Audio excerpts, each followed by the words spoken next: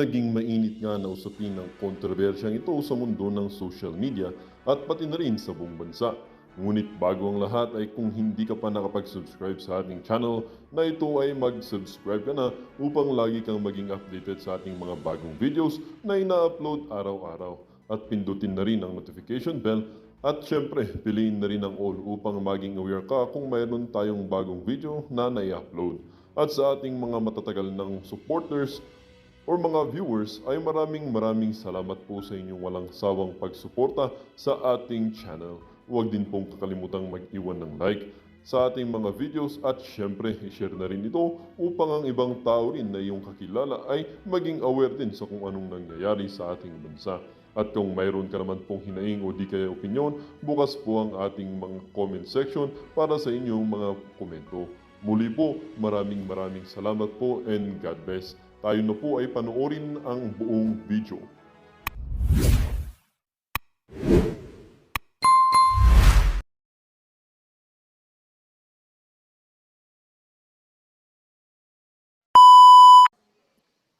Liberty, no, sa buhay, sa kalayaan at sa seguridad. At ang naging reasoning ng ating mahistrado na tama naman, siyempre yung pag-occupy ng kapulisan, yan ay banta sa seguridad, hindi lang po ng mga ordinaryong mamamayan, ng mga miyembro ng KOJC, kundi lalong-lalo na yung mga nananampalataya at yung mga nag-aaral dito. Kasi sa loob ng KOJC, nandyan yung simbahan nila. Siyempre, malalabag yung karapatan ng mga nananampalataya na magsamba. At nandyan yung malalabag din yung karapatan ng mga estudyante na makapag-aral, no? So, nagkakaroon talaga ng paglalabag sa karapatan ng seguridad. Now, pero siyempre po, marami kasing nagsasabi na wala kaming pakialam dyan sa KOJC. Mali po yan eh. Kasi ang laban ng KOJC, hindi lang laban ng isang sekto. Yan po ay laban ng buong Pilipinas. Bakit? Unang-una, kahit anuman ang pananampalataya ng KOJC, sila po'y Pilipino muna. Dahil sila'y Pilipino, meron silang karapatan. In fact, hindi lang dahil sila'y Pilipino may karapatan sila. Sila ay mga tao. At dahil sila'y tao, meron silang karapatang pantao. Kasama na dyan yung karapatan sa seguridad at karapatan sa pagiging malaya. So, ang laban po ng KOJC ay laban ng lahat. Dahil habang meron pong karapatan ng mamamayang Pilipino na lalabag, ay baka susunod tayo na ang magiging biktima. Kaya nga po lahat tayo may pakialam sa nangyayari sa KOJC. Mantakin niyo po talaga. OA, yung kanilang puwersa na ginamit sa paghahanap sa isang pastor. Kaya ayaw mo, kaya gusto mo si Pastor Apollo Tibuloy, you have to admit, bakit naman iisang tao, 3,000 fully armed, lulusubin mo, i-occupy mo pa yung kanilang pinagdadasalan at pinag-aaralan. Wala po talagang dahilan yan. At mantakin ninyo, pinagsamantalahan nila na saradong hukuman para bagang alam nila na magkakaroon ng 4-day holiday, abay ginawa talaga nila yan ng 4-day holiday. Mabuti na lang nung nagbukas na ang korte ng Tuesday, umakto agad ang ating hukuman. Pero nga pala, yung writ of amparo na petition, naisang pa yan, Hulyo pa. Kaya lang, wala pang mga pangyayari na sa tingin ng judge, dahilan para mag-issue ng temporary protection order. Kasi hindi pa naman sinasalakay yung premises ng KOJC. Pero ngayong sinalakay na, nakita na niya.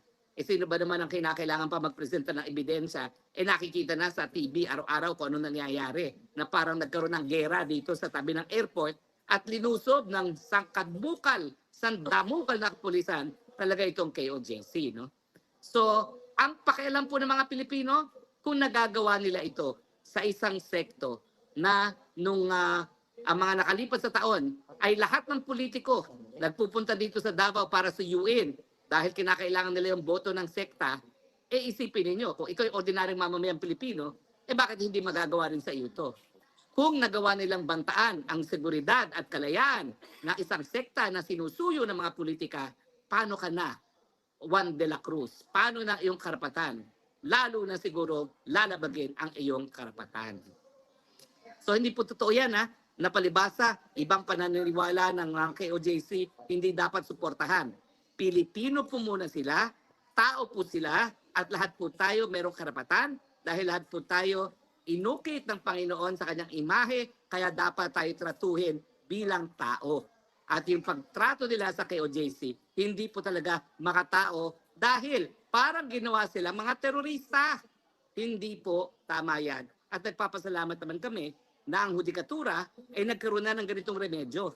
Alam niyo itong remedyo ng writ of amparo, talagang ginawa yan para magkaroon ng solusyon doon sa patayan sa lipunan.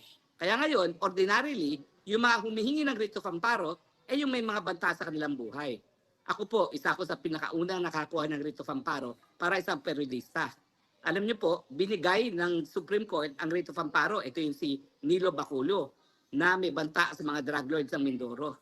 Alam niyo ba, matapos ibigay ng Supreme Court na paso, hindi ibinigay ng Court of Appeals. 1 month later, napatay si Nilo Bacolod. Kaya sinabihan ko yung mga justices, may mga dugo kayo sa inyong mga kamay. Dahil yung mga panahon na yon, hindi pa nila naintindihan kung kailan dapat i-issue ang writ of amparo. Hindi naman required na merong beyond reasonable doubt na may banta sa buhay. Just a reasonable certainty na banta sa kanyang buhay at seguridad ay sapat na yan. Bakit?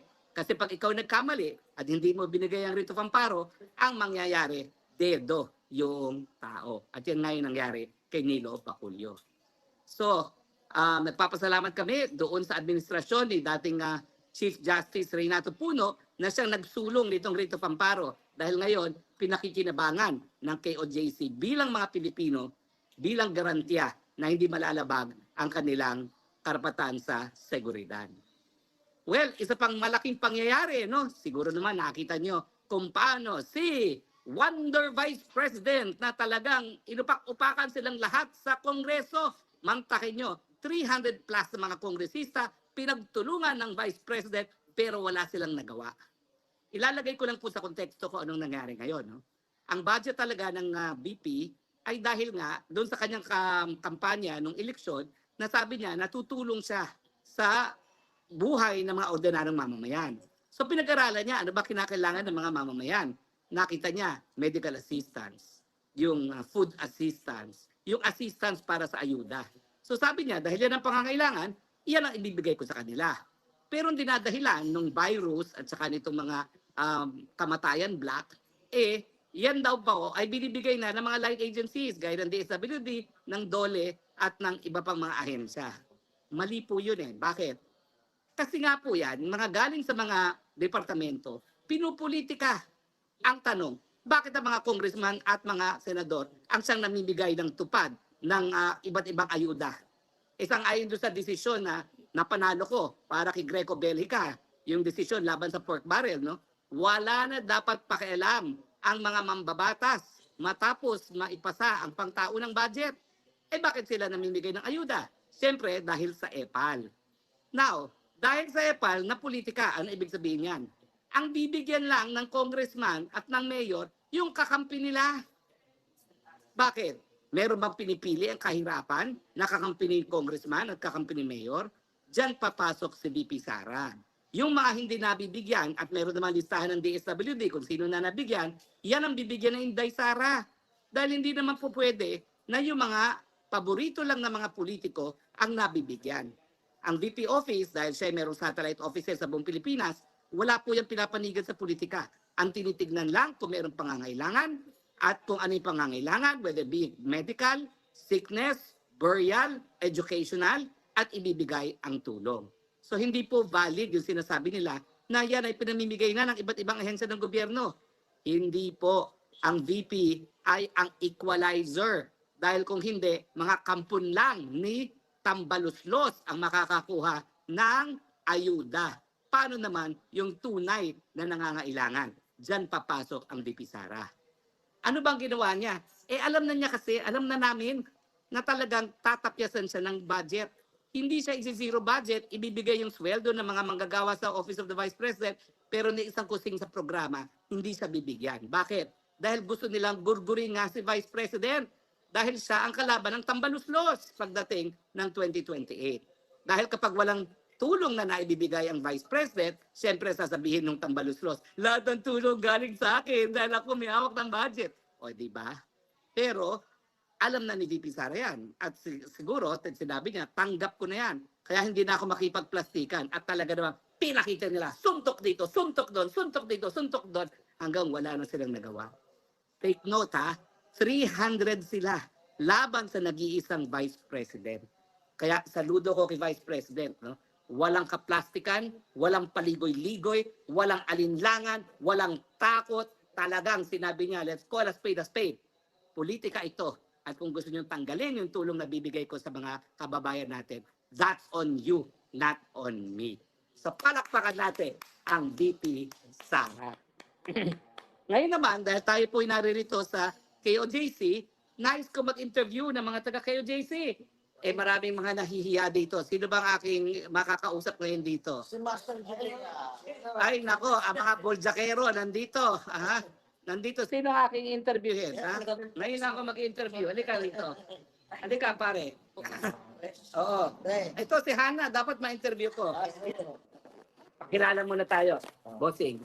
Coach Oli po. Ay, nako, ito pala si Coach Oli. Hello po. Alam mo, pan mo ko. Eh? Kaya lang, naka-SMNI ka, kaya hindi ko akala ikaw pala si Coach Oli.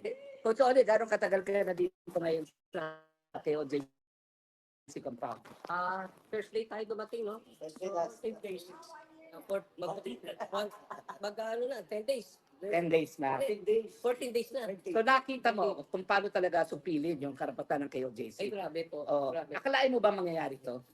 Kasi pinatawag kami, nag-expect na kami na may susugod.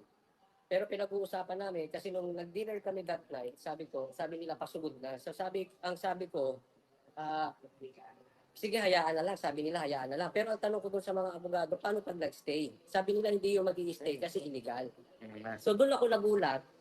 Nung pumasok sila, okay lang, tapos lalabas na. Ang problema, gusto pa lang gawing hotel, itong KOJC compound. Libreng charging pa, no? Libre. Of course, dito po sila nagsisigarilyo na bawal. Naku, talaga mantakin mo, no? Isang sagradong lugar, naninigarilyo. Balita ko may mga umiihi pa dyan sa mga tabi-tabi, no? May mga dumidira pa, no?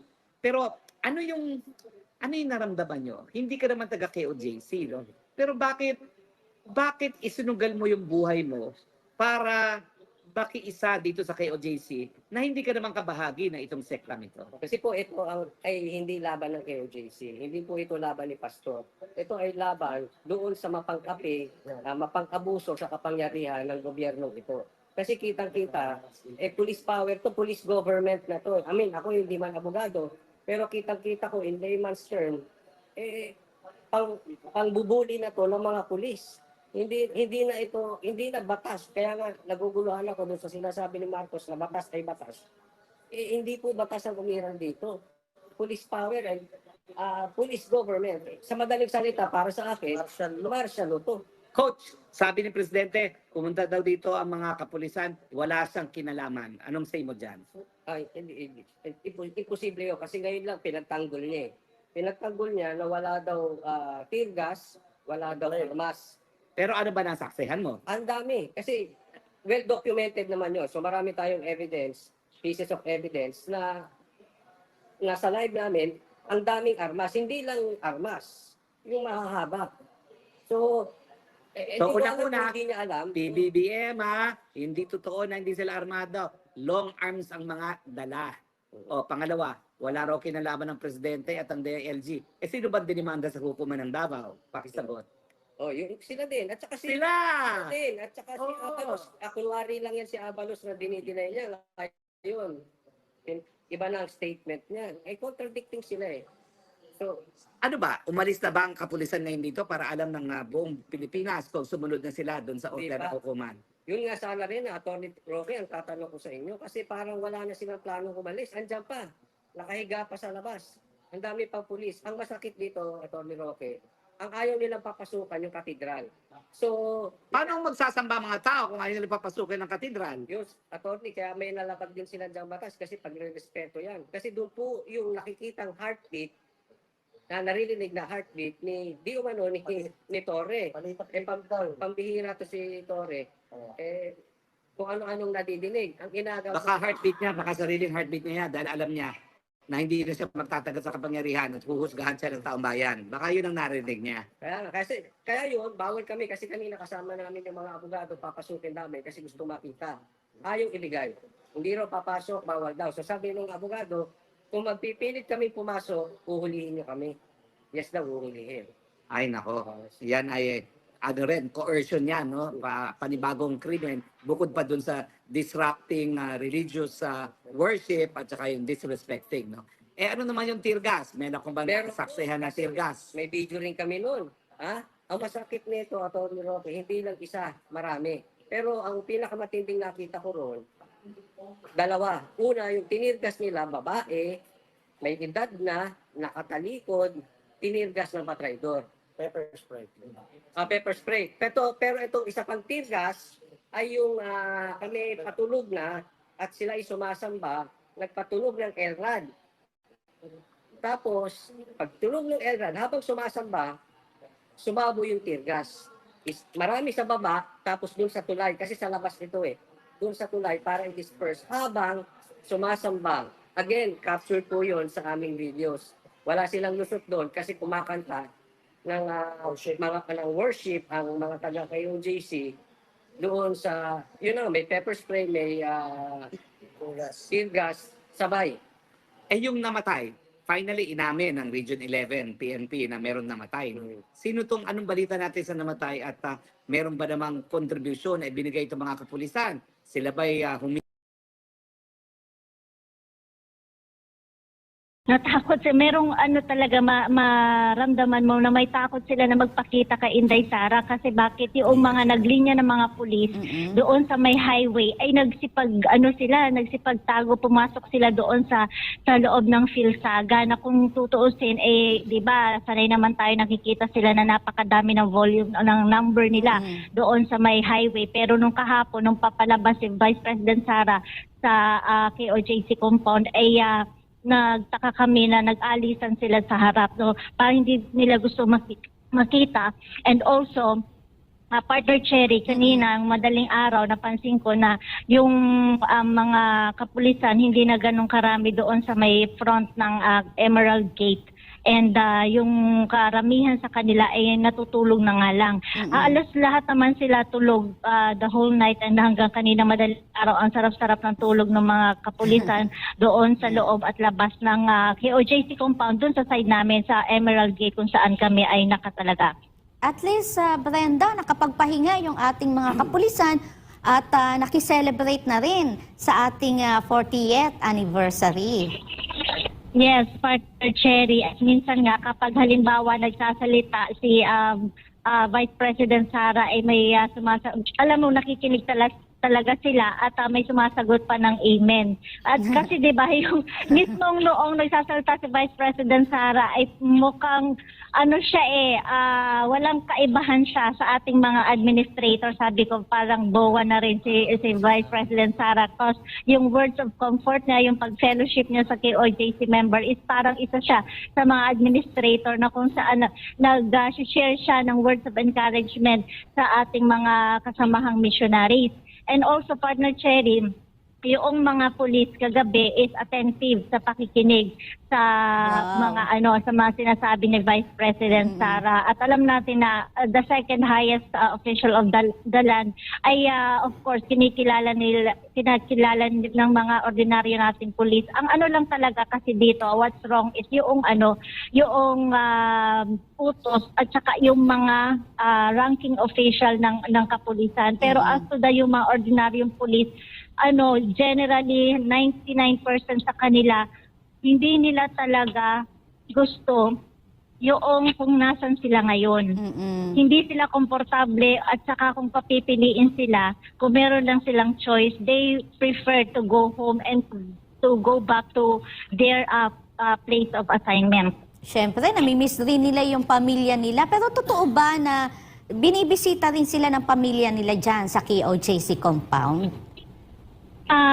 As to my knowledge, wala akong nakita pa na na kanilang pamilya, except lang yung ibang mga may mga kasama silang yung mga pulis na dumarating, pero hindi ko masabi na yung ba yung kanilang asawa or Pero as to wala mang akong nakita pang dumalo or naghatid na ng kanilang mga gamit. At ang akin lang napapansin lang din, Partner Cherry, is that kumbaga nagiging ano na, parang silang ano na rin natin, kasama na rin sa loob ng compound. We are on the 10th day. So bali parang partner Cherry, no, ang ating mga kapulisan is na gagaya na nila ang atong way of living. Kumbaga, pag minsan nakikisabay na sila, pag mag-devotional, magising na rin sila, although hindi sila nag-participate, pero they are looking at us, at na-absorb nila yung ating manner ng pag-dedicate ng ating oras sa Panginoon, sa Amang Makapangyarihan every morning. So kung baga, ma-memorize na nga mismo nila ang atong prayer of fulfillment, Spirit of God, at saka yung mga words of God na piniplay dito na sa laki ba naman ng LED screen ng Kingdom. Nakikita ko sila na nakatutok talaga sila, partner Cherry, and ang walang tao na ordinaryong human being ang hindi matatamaan ng mga salita ng Diyos, kasi ang salita ng Diyos, that is what the human being, the ordinary human being needed on this day, on this last day. You're completely correct, Brenda, no? Kasi like what Vice President Sara also said last night, she said, these are the people who came from the world of violence. And they need a place for them to understand the situation where there is peace. That's why Yes. you have seen the situation here. It's really orchestrated by the Almighty Father. You know, they came there for them to witness the real people who really love their country, not only God, but also every Filipinos. So nakikita natin dito, di ba? Ito yung parang perfect picture for a Filipino of them to become like a role model in the future. Of course, our beloved pastor is our number one model. Yan ang ating modelo na kung saan ang ating pastor ang nagturo sa atin para sa kabila ng mga nangyayaring ganito sa atin, di ba? Isipin mo, ako nga naiisip ko kagabi. Nako, ganyan-ganyan kayo, pero pagdating sa celebration, malamang busog din kayo dahil mamamahagi rin talaga tayo ng pagkain. Di ba? Dahil alam naman natin, within our hearts, na hindi natin matitiis ang ating kapulisan na magugutom habang tayo ay kumakain. Di ba? Yun yung itinuturo lagi sa atin ni Pastor. Hindi lang love your enemy. We treat them as a neighbor na. Dahil nandiyan na sila kapitbahay, we love our neighbors as we love ourselves. That's what Pastor also taught us. Kaya naman, may papakita natin dito sa buong sambayan ng Pilipino na ang pag-ibig ng ating makapangyarihang Ama ay talaga namang daan para magkaroon ng kapayapaan. Hindi lang po sa KOJC bagkos sa buong bansa na kung saan nawi-witness natin ngayon. Di ba, Brenda? Yes, Partner Franco, in fact, kagabi doon sa celebration natin, meron talagang inihanda para sa kanila, just like nakita natin sa mga video footages na kung saan chinere talaga, reserve sa kanila ang pagkain na yun kasama ng mga worker doon banda sa, kasi ang hangar is that banda engineering yun eh. So yung kanilang pagkain, binigyan nila ng share yung mga police na nagbabantay doon sa hangar. Plus, noong gabi, around siguro mga alas 12 na yun ng hating gabi, yung mga worker nag-iikot sa lahat ng mga police, nag-iikot sila sa police doon sa may park natin na kung saan nagdi-distribute sila, sir, gusto niyo po ng ng salad, ganyan. May bit-bit silang mga pagkain. So yun, at least maano nila ba, ang totoo